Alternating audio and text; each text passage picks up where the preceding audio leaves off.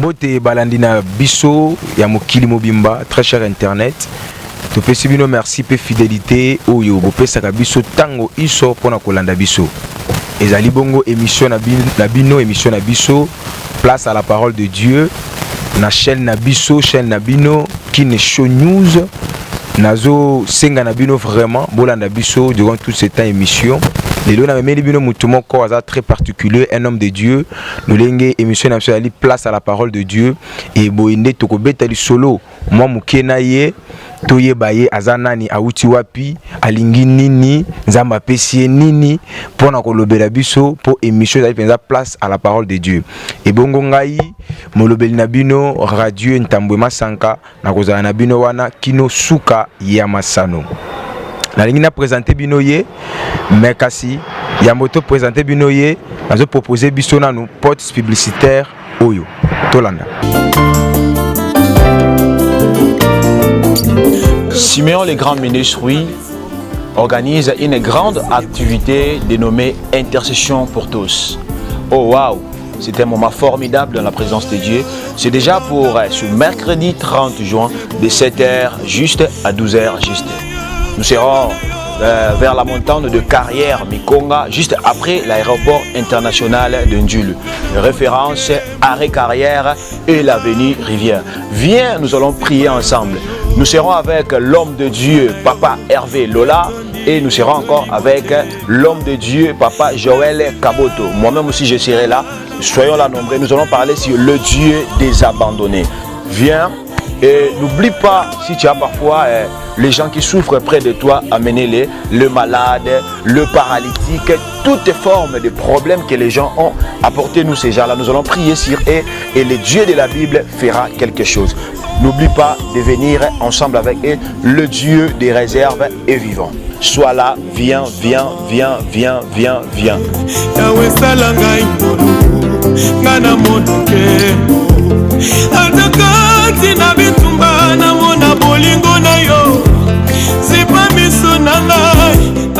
Oui, très cher internet, beaucoup de spot publicitaire, mais quand on a koloba mingi te pour spot sango moke lobby, pe tozoyo ka vraiment musali na nzambe. Alors, naina yambaye pona bino. Bonjour l'homme de Dieu. Oui, bonjour Ndeko Nangai. Oui, toyambio na émission na biso place à la parole de Dieu.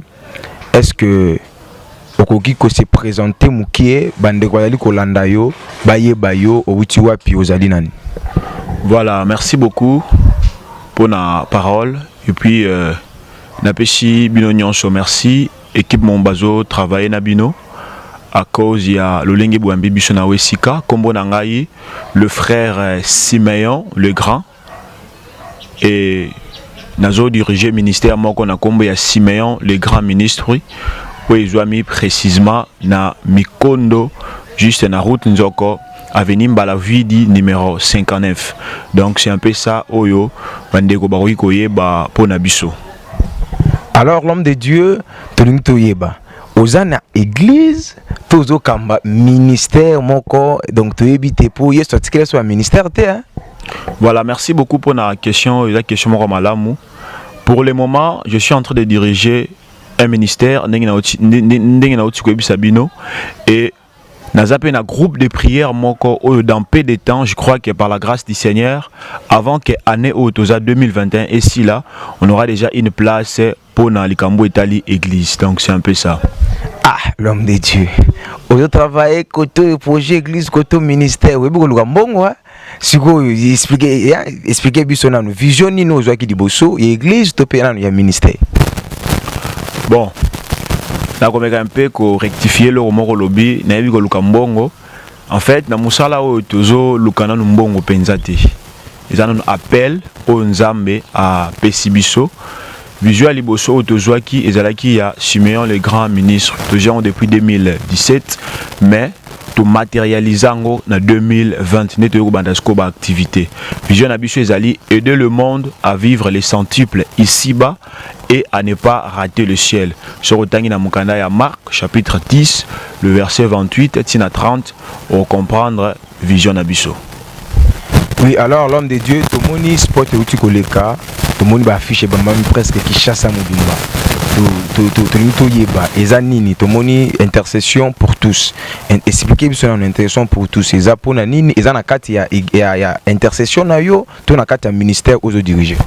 Intercession pour tous ezali activité phare na kati ya ministère au nazo diriger. Na otiko lobela bino na tina vision na biso. Alors personnellement j'avais compris que pour mutu à vivre les centiples awana se ya moi oyo ezosenga na ye asala musala et puis pe asambela nzambe. Alors intention pour tous ezaba moment moko wapi toyaka na se ya makola nzambe na ba lieu de prière ezala mingi na ba lieu de prière ba dara ba carrière ba intendance koya ko luka nzambe de manière à ce que nzambe wana aselebso quelque chose na ba vie na biso.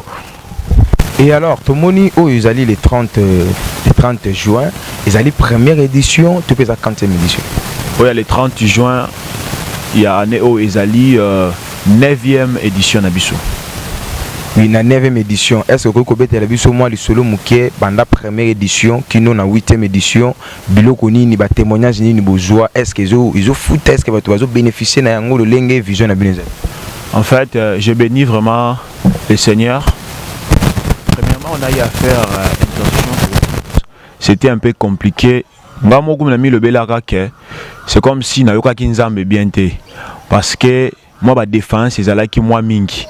Mais toke si tu regardes la 8e édition wana c'est que nzamba zotambo wana biso et puis ba témoignage est tellement ébélé au bandeko bazomona loboko nzambe. On a eu à faire je crois 5 mois auto organiser rango les sousté. C'est presque tout le temps na bandeko za ba appel à bandeko ba message pour na kotuna biso programme ezandenge nini pourquoi bozo tia programme te même batu bango moko baza na posa nango pourquoi pour eza tamoko wapi nzambe amimonisa kami ba témoignage est tellement ébélé. Et alors l'homme de Dieu, il y a trop de moni les dieux des abandons. C'est ça non? Les dieux des abandonnés, voilà, merci beaucoup. Sukoyo, Tulingi Toyeba, les dieux des abandonnés. Bino, batem na bino zalaka, bilo moko boye, batuba sundola, batuba bundisaka.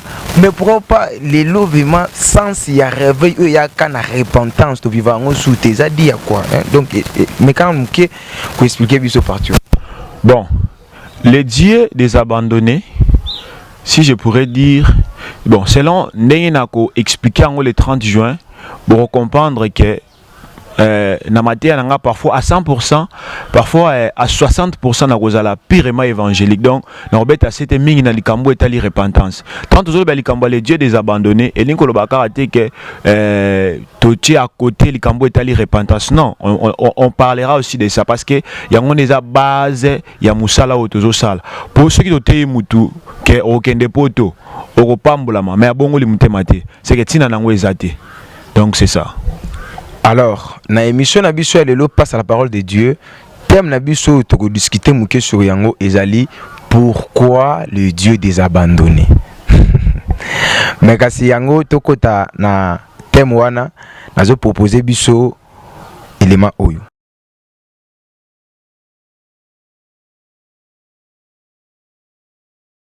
Oui, merci beaucoup. Tozongi sous na plateau Nabiso pendant qu'on continue le Nabiso avec l'homme de Dieu Siméon le Grand et nazo bonde la bino vraiment la Nabiso tina suka okopambwama pour ezande makambo bonzambe. Donc na pesi merci pe bambote na ngai na cameraman na ngai Siméon Kabasele soko moni musali osale makitoko boye yeba ke batama ile bazali. Et na cause la ka soukate tikangana kumisa bango na réalisation nazana Israël PDT Soki et na cameraman nazana Sion Kabase les très cher internet tikangana bisayo ki on a Kin Show News makambo izali yango channel ko rata ngote et émission place à la parole de Dieu kitoko. Alors l'homme de Dieu nazonge panayo. Est-ce que tu peux nous expliquer pourquoi les dieux des abandonnés? Sikoyo. Pour nini nzamba koyiko za la kaya bateau basundola ma c'est ça non? Bateau baboa kisa, bateau bazana tina te parfois pour bateau les abandonnés za bateau bazana sens souté. Pourquoi nzamba ko za la kaya bango? Merci beaucoup. Alors, premièrement, thème oyo ezali thème moko yo nzambe a inspiré ki biso yango. Vous savez, ce qui botali situation actuelle ya mboka na biso, situation actuelle ya ba famille na biso, nous allons comprendre que on a tant de problèmes où ils ont nécessité le boko nzambe. Et c'est par là ndenge nazalaki inspiré tout le bilalikolo ya nzambe ya batu o bazanga lisungi, nzambe ya batu o babwakama, nzambe ya batu batika bango bazwe bate ba bandela wapi. Donc c'est un peu ça de toujours qui t'aime te comprendre que batu belé lelo nous sommes négligés, tous a abandonné. Alors secours na biso ezaka pa nzambe, c'est que faut tozonga nde pa na ye po yende azana makokia ko sala na ba vie na biso. Et alors ozolo basuko nini na batwana pour na programme les 30. On a koloba na bandeko wana pour na programme ya les 30 yo muto zolanda ngai sikoyo na kosenga na yo vraiment omisalisa effort ya ko participer na programme oyo. Na lo bakelo ko moko souvent que nzambe soka pesi programme moko songolo apesa ngo pambate. Ezalaka toujours na mupepe moko a bénédiction ou ezalaka na sima ya programme o nzamba pesi. Alors misalisa effort ya kozala parmi biso nzambe ya batoyo bazanga lisungi a kozala pe nzambe na yo. Souviens-toi David azanga ki lisungi azalaki rejeté, azalaki abandonné, mais nzamba ayebaki. Lelo bato bakoki ko bwaka yo, mais nzambe ayebi yo pe azana projet moko likolo ya vie na yo. Et alors l'homme de Dieu tomoni prière et kozala na carrière. Alors beaucoup de gens qui ont carrière, tout lié des rencontres et ou beaucoup de gens qui ont mais bon, est-ce que vous avez bis na disposition ba tout mutu akoya na ndenge na. Bon, en fait, c'est un projet que toujours élaboré lentement et sûrement, mais pour les 30 juin avec le temps en biswane kozala, mais pour les 30 juin oyo to saliboy. Bandeko oyo bayebi déjà lié de prière na biso ya carrière bakoki directement kokende kuna na carrière ezawapi aéroport international Anjili soki oleki yango ezana vraiment babenga Air Force après carrière soko kiti na carrière otuni avenue Rivière allez bakolakso avenue Rivière soko komi na avenue Rivière wana pembe na mpema eza ojonka tout droit otuni mutunyo so place bat basambelaka bakolakisa yo pona bandeko bakoma kuna mbala moko te nde Tokutana bango na avenue du Jardin numéro 15. Et ça précisément na Mikondo arrêt machine na référence monsieur Zali avenue Fungatope église il y a 5 de derniers jours où ils allaient na boulevard wana na Mikondo. Alors l'homme de Dieu koko tane c'est comment prière pour échanger kala mutako kenengomba afuti le côté mais le comment vokota ozo bonde ozo ke lukanzambe mais bazo futi sombo est-ce que condition ba côté wana ezali ouais vu que ezali espace na bisoté toujours kinde ko nous allons toujours louer en pour na ko sambela mais ça vraiment cherté à chacun mutunyo so mutuna mutafuta kaka 500 francs pa ballon bon ça ka 500 francs na yo pe yaka na moi etoko na yo to pe na moi liputa na yo nde o sambela na yango. Et alors na ba affiche tomoni bilongi ya batumisa tomoni longi na yo na batumi balé est-ce que vous pouvez expliquer biso ba binonyo so côté ya mbala moko to et vous savez mandenge ni po tomoni batumisa voilà bato misato bomoni wana premièrement izanga moko na rozala na programme et à prédication proprement dite et tout na modna ndeko mususu na kombo ya Hervé Lola yé à kozala wana uniquement pour na service ya puissance. C'est un homme de Dieu très bien oyo wapi nzamba utilisaki makasi na domaine ya puissance. Donc tozala naï je crois que libota na nzambe ko bénéficier na makambo ebele et puis na ndeko mususu oyo na kombo ya papa Joël Kaboto yé tozala naï na service na service prophétique. Voilà na service prophétique azape musala nzambe moko nzamba utilisaki mingi to ya vraiment ozana posa orientation ozana posa ko yoka nzambe yaka joana oromona ke nzambe akorienter comme il faut. Et alors l'homme de Dieu tokomi penza kokende vers la fin ya émission na biso tolinto tuna question moko pona koloba boye lolenge nini mutoko yiko bika réveil ya solo mutaza abandonné lena ko yiko bika réveil ya solo na kata bomona. Donc question na biso question na yo ezo kotisa déjà na kati ya mateya. Premièrement bandeko bazo landanga il faut yeba nanu boye nzambe aza nzambe ya ba abandonné nyonso te wana photo yebango na peso exemple moko oza abandonné okufela papa okufela maman mais lelo oyo vi na yo koma tango nyonso na kimbuta est-ce que le loso bitumbe côté et comme est-ce que nzamba côté là yo point d'interrogation. Alors la question on a répondre en bien le 30 juin. C'est que yaka le 30 juin ndoko yeba nzamba zanza abandonné wapi. Pour nzamba asa ilanga yo abandonné fona zala ndenge nini yaka le 30 juin. Alors l'homme de Dieu, s'il vous plaît, et ça n'a pas tout mususu bazolanda libanda ya mboka. Parfois baza na capacité te ya koza les 31. Ah, est-ce que c'est ce que vous mona makambo? Ce que vous mona. Et donc senga bango peut pas bénéficier na yango po bakoza na accepter ya koya parfois. Ba mususu baza na ba Brésil, bazolanda biso na France, na Suisse, partout dans le monde. Sikoyo bango bako bénéficier te bakoya ka les 30, bakoza na makoki wana te. Est-ce que peut bango moi briefing. Donc le lengeni mutako ko bika réveil, muto abandonné. Bon voilà, on a expliqué le moment rapidement. Ce qu'aujourd'hui, Mukanda Lick, chapitre 13, au route à l'Isolo, il y a moi c'est mon Zalaki courbé. Oyo, avant qu'on s'est redressé. Elle était une femme qui était abandonnée. Mais j'aime une chose, les Écritures disent tant que Christ aille kokutaye na kati ya synagogue. Attention, c'est symbolique. Christ a koutié libanda synagogue te. Christ a koutié bisika mususu te, mais Christ a koutié na kati ya temple. Bisika maloba na nzambe ezote yama. Ezolakisa ke mwana mwasi azalaki pene ya nzambe, quel que soit état na ye, quel que soit pasi na ye, atikaki nzambe te. Akendaki kosala kindumba te, akendaki kosala makambo ya mabe te, azalaki toujours epa nzambe. Omoni, azalaki abandonné moko, mais aza pene ya nzambe. C'est normal que nzambe a visité. Donc yo mutu oza abandonné, yo mutu oza négligé, parfois ozolanda nga musiko oza na mokita ya le 30 juin, et loko na koyebisa na yo eza ke zala na yo abandonné ndenge oza abandonné wana, mais zala na makolo ya nzambe. Kokende musika ya nzambe te. Kokende musika ya nzambe te po yende aza na solution ya vie na yo. So oke musika na ye, nene musu akosalela yo. Donc c'est un peu ça. Mais bandeko baza musika pour na ba explication mususu likolo ya thème oyo le 30 juillet tokozala en direct na page Facebook na ngamoko top na compte Facebook na ngamoko plutôt obeti Simeon le grand SG au monanga au cliquer wana au s'abonner au Rolanda biso en direct le 30 juillet. Alors l'homme de Dieu pour nous joyeux wapi. Vous avez un siège où déjà ils ont l'accès que Simeon le grand ministries ils ont évolué awa.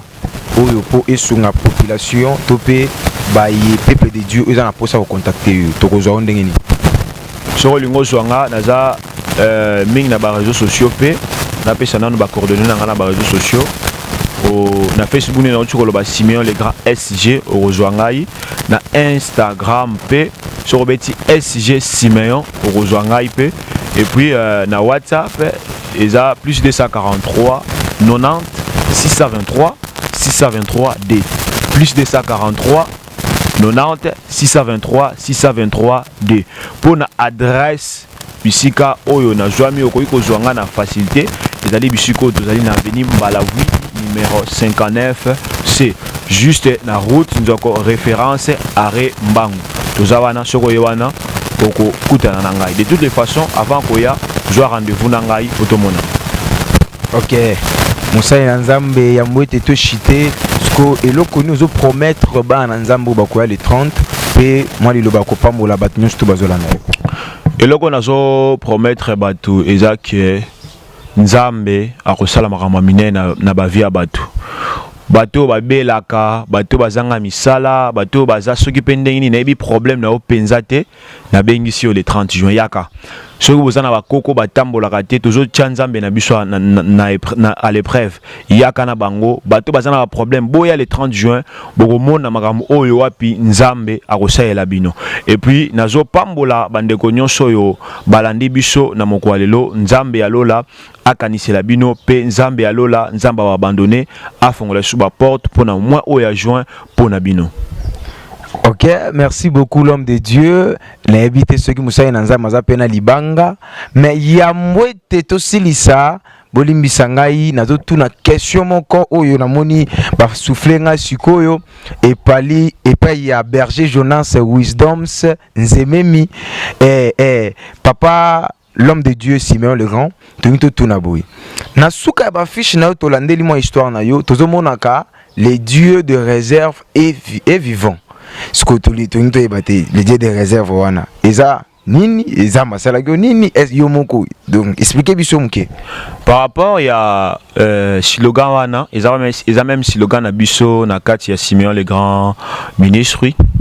Vous savez, il y a eu un temps où on était abandonné au monde, on était vraiment négligé. Les gens ne croyaient plus en nous. Mais or que Nzambe bande ko réserver biso pona musala moko songolo. Tikanga na yebisa bino ke même ngamoko na nondi mateke na kozala o nazalelo.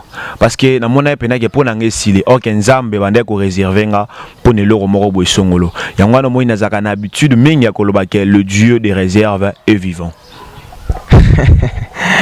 Na banzi bino moko boyoki eza na question moko ezoela ngai posa pa okate émission ezate Israël soki sikoyo nalobi boye est-ce que musali na nzambo nazana liboso akama bato ebele est-ce que aba toboyi tokoma na biso kuna po écréer nango polémique te et l'homme de Dieu otikela nga plateau mais ya motikela nga plateau nazotikela yo moi 2 minutes au pambola tope au pesa bambote na bato nyonso bazolanda yo na bato nyonso o moni ko biko pesa.